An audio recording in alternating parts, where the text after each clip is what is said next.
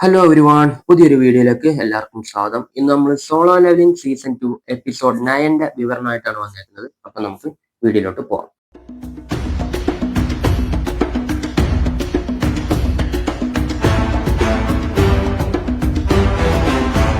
ബാരനെ defeat ചെയ്ത് demon castle കീഴടക്കിയ സഞ്ജുങ് ഇനി മുതൽ ഈ സ്ഥലം റാഡിഷ് ഫാമിലി ഭരിക്കുമെന്ന് സഞ്ജുങ് എഷിലിനോട് പറഞ്ഞു. എഷിലിന്റെ കുടുംബപ്പേരാണ് റാഡിഷ് ഫാമിലി. ഡീമൻ കാസിൽ കീഴടക്കിയത് കൊണ്ട് തന്നെ സഞ്ജുങ്ങിന് സിസ്റ്റം ഒരുപാട് റിവാർഡ്സ് ഒക്കെ കൊടുക്കുന്നുണ്ട്. അതിൽ സഞ്ജുങ് ഇത്രയും കാലം കാത്തിരുന്ന എലിക്സർ ഓഫ് ലൈഫും കിട്ടുന്നുണ്ട്. ഏത് അസുഖത്തെയും ക്യൂർ ചെയ്യാനുള്ള മരുന്നാണിത്. അസുഖബാധിതയായ തന്റെ അമ്മയെ രക്ഷിക്കാനായിട്ടാണ് സങ് ജിൻഹു എലിക്സർ ഓഫ് ലൈഫ് നേടിയെടുത്തത്. അപ്പോഴാണ് അവിടേക്ക് നമ്മുടെ അയൺ ബാരൻ ഉപയോഗിച്ച ഡ്രാഗന്റെ ബോഡിയായിട്ട് സഞ്ജുവിന്റെ അടുത്തേക്ക് വരുന്നത്. പിന്നെ ഒന്നും നോക്കിയില്ല, ആ ഡ്രാഗനെയും കൂടി സഞ്ജുവിന് തന്റെ ഷാഡോ ആർമിയിലേക്ക് റിക്രൂട്ട് ചെയ്ത് കൈസൽ എന്ന പേരും നൽകി. കൂടാതെ തന്നെ സഞ്ജുവിന് ഷാഡോ എക്സ്ചേഞ്ച് എബിലിറ്റി എന്ന റിവാർഡും കൂടി സിസ്റ്റം കൊടുക്കുന്നുണ്ട്. അതായത് തന്റെ ഷാഡോ സോൾജേഴ്സ് എവിടെയാണോ ഉള്ളത് അവിടേക്ക് സഞ്ജുവിന് നിമിഷ നേരം കൊണ്ട് എത്താൻ പറ്റുന്ന എബിലിറ്റിയാണിത്. ഇതനുസരിച്ച് സഞ്ജുവിന് തന്റെ പെങ്ങളുടെ അടുത്ത് പെട്രോളിങ്ങിനായി നിർത്തിയിട്ടുള്ള ഷാഡോ സോൾജേഴ്സിന്റെ അടുത്ത് നിമിഷ നേരം കൊണ്ട് എത്തുകയുണ്ടായി.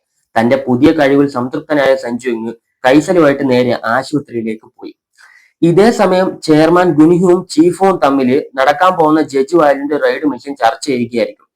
രാജ്യത്തുള്ള എല്ലാ എസ്രാങ് ഹണ്ടേഴ്സിനോടും റെയ്ഡിന് തയ്യാറാകാൻ അറിയിപ്പ് പോയിട്ടുണ്ട്. പക്ഷേ സഞ്ജുവിനെ മാത്രം ഇതുവരെ ബന്ധപ്പെടാൻ കഴിഞ്ഞിട്ടില്ലെന്ന് ചീഫും ചെയർമാനോട് പറഞ്ഞു. ഇത് കഴിഞ്ഞ് പിന്നെ കാണിക്കുന്നത് ബെക്യുൻഹുവും കൂട്ടുകാരൻ മിൻബുങ്ഹുവും തമ്മിലുള്ള സംസാരമാണ്. മിൻബുങ്ഹുവും ഒരു എസ്രാങ് ഹീലർ കൂടിയാണ്. പക്ഷെ ആളിപ്പോൾ റിട്ടയർ ആയി സാധാരണ ജീവിതം നയിക്കുകയാണ്. അങ്ങനെ തമാശയൊക്കെ പറഞ്ഞിരിക്കുന്നതിന്റെ ഇടയിൽ ബെൻഗ്യു ബെക്യുനോട് നീ റെയ്ഡ് മിഷന് പോകാൻ തീരുമാനിച്ചോ എന്ന് ചോദിക്കുന്നുണ്ട്. അതെ എന്ന് ബെക്യുൻഹു തിരിച്ചു മറുപടി പറഞ്ഞു. നമ്മുടെ യുൻസുക്ക് മരിച്ചത് എങ്ങനെയാണെന്ന് നിനക്കറിയാമല്ലോ എന്ന് ബെൻഗ്യു യുൻഹുവിനെ ഓർമ്മിപ്പിക്കുന്നുണ്ട്. ഇവര് രണ്ടുപേരുടെയും ഉറ്റ സുഹൃത്തായിരുന്നു യുൻസുക്ക്. ഇതിനു മുമ്പ് നടന്ന ജഡ്ജുവാല റെയ്ഡ് മിഷനിൽ വെച്ചാണ് യുൻസുക്ക് മരണപ്പെടുന്നത്.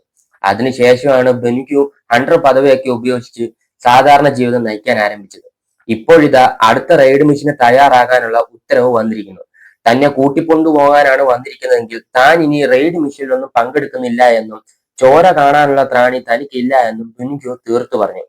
ഞാൻ യാത്ര പറയാനാണ് വന്നതെന്നും ഇനി ചിലപ്പോൾ നമ്മൾ തമ്മിൽ കണ്ടുമുട്ടാൻ സാധ്യതയില്ലെന്നും ബെക്യുന്യു തിരിച്ചു പറഞ്ഞു. കാരണം ജയ്ജുവയിലെ റെയ്ഡ് മിഷൻ അത്രയ്ക്കും അപകടം നിറഞ്ഞ മിഷൻ ആയതുകൊണ്ട് തന്നെ എസ്രാങ് ഹണ്ടേഴ്സിന് പോലും ജീവൻ നഷ്ടപ്പെടാനുള്ള സാധ്യത വളരെ കൂടുതലാണ്.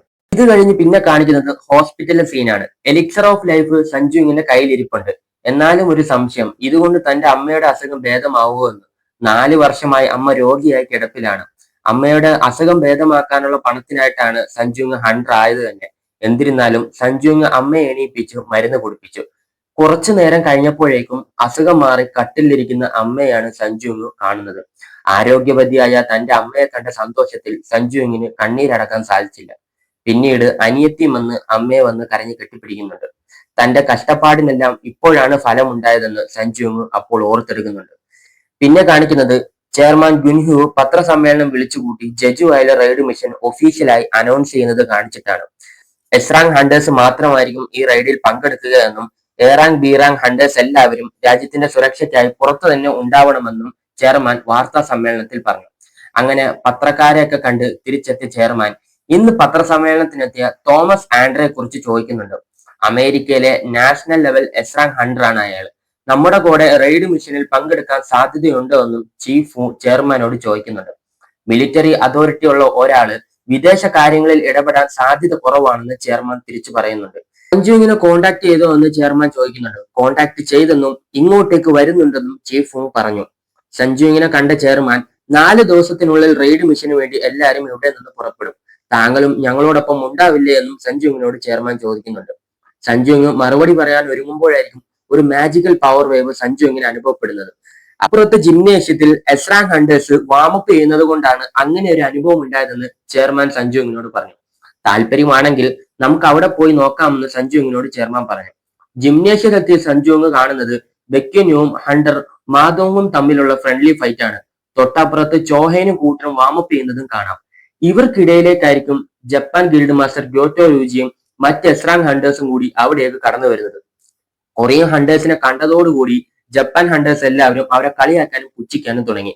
പക്ഷെ ഗ്യോട്ടോ രുചി മാത്രം സഞ്ജു ഇങ്ങനെ നിരീക്ഷിച്ചുകൊണ്ടേയിരുന്നു. എന്തോ ഒരു മാജിക്കൽ പവർ സഞ്ജുവിന്റെ ഉള്ളിലുണ്ടെന്ന് ഒറ്റ നോട്ടത്തിൽ തന്നെ ഗോട്ടോക്ക് മനസ്സിലായി. അതേസമയം അപ്പുറത്ത് ഹണ്ടേഴ്സ് തമ്മിലുള്ള തർക്കങ്ങൾ നടന്നുകൊണ്ടേയിരിക്കുകയായിരിക്കും. ഹണ്ടേഴ്സിന്റെ തർക്കം തീർക്കാനായി ഗോട്ടോ രോജി ഹണ്ടേഴ്സിനോട് ശക്തി മത്സരത്തിന് ഒരുങ്ങാൻ ആവശ്യപ്പെട്ടു. അങ്ങനെ ജാപ്പനീസ് ഹണ്ടേഴ്സും കൊറിയൻ ഹണ്ടേഴ്സും ചേരിതിരിഞ്ഞ് മത്സരത്തിനായി തയ്യാറെടുത്തു. ഇവിടെ നിന്ന് ഈ എപ്പിസോഡ് ഇവിടെ അവസാനിക്കുകയാണ്. അടുത്ത എപ്പിസോഡിലായിരിക്കും ഫ്രണ്ട്ലി മത്സരത്തിൽ എന്താണ് സംഭവിക്കുക എന്നും സഞ്ജുവിനു മത്സരത്തിൽ പങ്കെടുക്കുകയോ ഇല്ലയോ എന്നൊക്കെ അടുത്ത എപ്പിസോഡിൽ കാണാൻ പറ്റുന്നത്. ജഡ്ജു ഐലൻഡ് ആർക്ക് അടുത്ത എപ്പിസോഡിൽ ഒഫീഷ്യലായിട്ട് സ്റ്റാർട്ട് ചെയ്യുകയാണ്. അപ്പോൾ ഈ വീഡിയോ എല്ലാവർക്കും ഇഷ്ടപ്പെട്ടെന്ന് വിചാരിക്കുന്നു. വീഡിയോ ആയിട്ട് കാണുന്നതായിരിക്കും. ബൈ.